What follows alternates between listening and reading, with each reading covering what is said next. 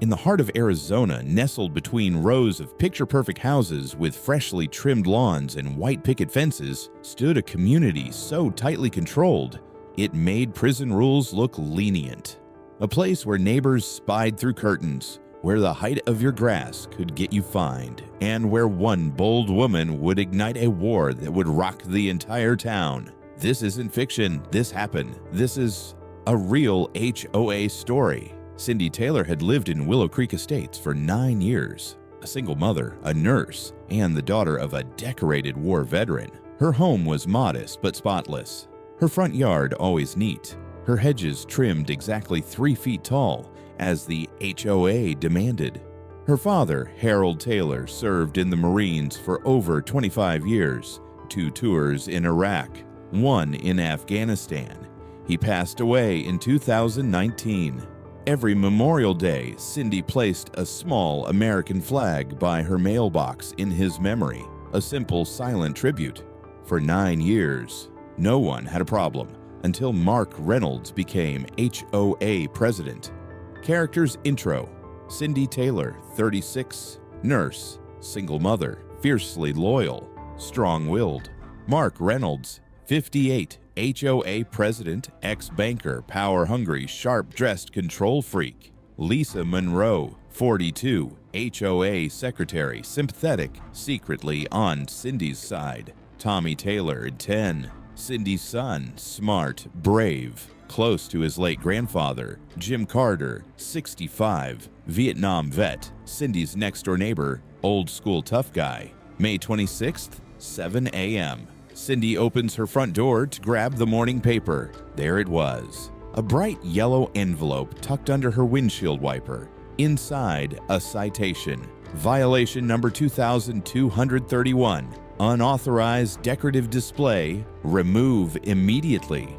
A $150 fine attached. Cindy stared at the note, heart pounding. A flag? For Memorial Day. She whispered. She looked around. Curtains twitched in nearby windows. She felt the weight of invisible eyes on her. That evening, she marched to the HOA office. Mark Reynolds sat behind a large oak desk, hands folded. A smug smile played on his lips. "Rules are rules, Miss Taylor," he said, tapping the citation. "No decorative items permitted within 5 feet of a mailbox." Page 47 of the HOA manual. Cindy replied, "It's not a decoration, it's a memorial." "Clutter is clutter, it's for Kurder," Mark sneered. "If you don't like it, feel free to move." And that was the spark that lit the fire. By noon, the neighborhood was buzzing. Old Mrs. Palmer, 3 houses down, whispered over her hedge to Jim Carter, "Did you hear? Cindy got cited for a flag." Jim Carter grunted. A Vietnam vet. He wasn't one to let things slide. "That's pure bull," he muttered.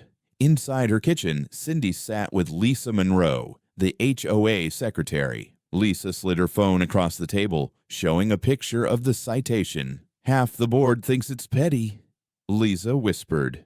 "But Mark's got them scared of losing their privileges." Cindy's jaw clenched. "I won't back down." At sunset, Cindy walked out carrying a fresh, crisp American flag. Jim was waiting at the fence line. "Need a hand?" Cindy smiled.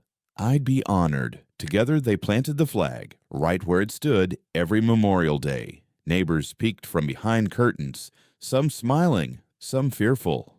Jim saluted it. "For Harold," he said. HOA President Mark Reynolds wasn't pleased. By 9 p.m., he summoned a secret meeting at the clubhouse.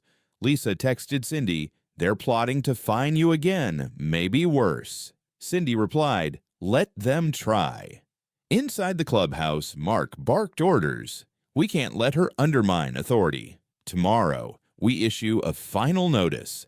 Double the fine. If she refuses, we move for legal action." Some board members exchanged uneasy glances. Even in this controlled community, punishing a Memorial Day flag didn't sit right. But what Mark didn't know was that the neighborhood was done being silent. By dawn, a single Facebook post would change everything. Lisa snapped a photo of Cindy's flag fluttering in the morning breeze, captioned, HOA finding a grieving daughter for honoring her Marine father on Memorial Day.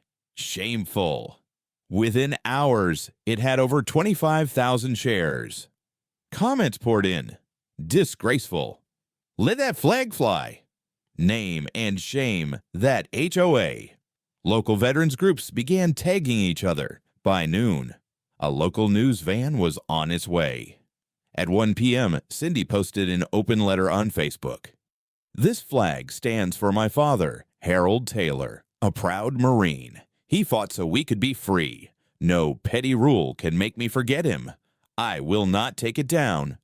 The post exploded. 50,000 likes in 4 hours. Let Her Flag Fly started trending locally. By evening, nearly 70 neighbors gathered on Cindy's front lawn, flags in hand, signs reading, Honor Our Heroes, and This is America. Jim Carter, standing tall, led a salute. Even residents who'd once feared Mark's wrath stood united. Someone handed Cindy a megaphone. She spoke, voice steady. We're done being bullied. This is our home. The crowd erupted in cheers. At 7:30 p.m., Channel 12 News arrived. A young reporter interviewed Cindy live. Why won't you take down the flag? Cindy looked straight into the camera. Because my father fought for this flag, and I'll be damned if I let a small-time dictator tell me otherwise. Back at the clubhouse, Mark watched in fury as his phone buzzed with calls. The HOA's number listed on air. Within minutes, the HOA's inbox was flooded. Sponsors called threatening to pull out. Board members panicked. At 9 a.m. next morning, the HOA clubhouse parking lot was packed. A special emergency board meeting had been called.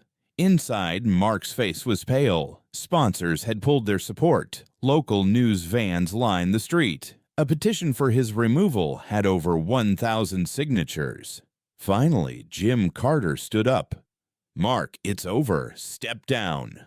The room erupted in applause as Mark Reynolds slid a resignation letter across the table. For the first time in years, the HOA had a new acting president, Lisa Monroe.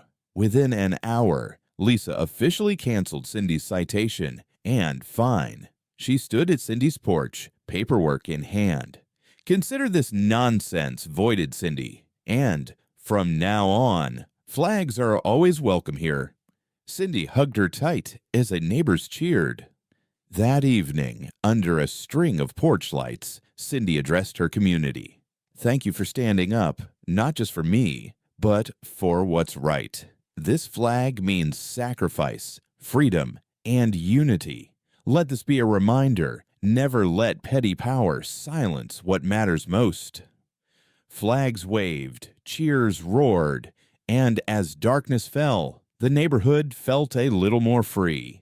In neighborhoods across America, HOA rules may try to control lawns and paint colors, but they'll never control what people hold sacred. And when a community stands together, even the pettiest tyrants fall. This was Cindy's story, but it could be any of ours. For more jaw-dropping HOA tales, hit subscribe and visit our channel because you won't believe what happens next.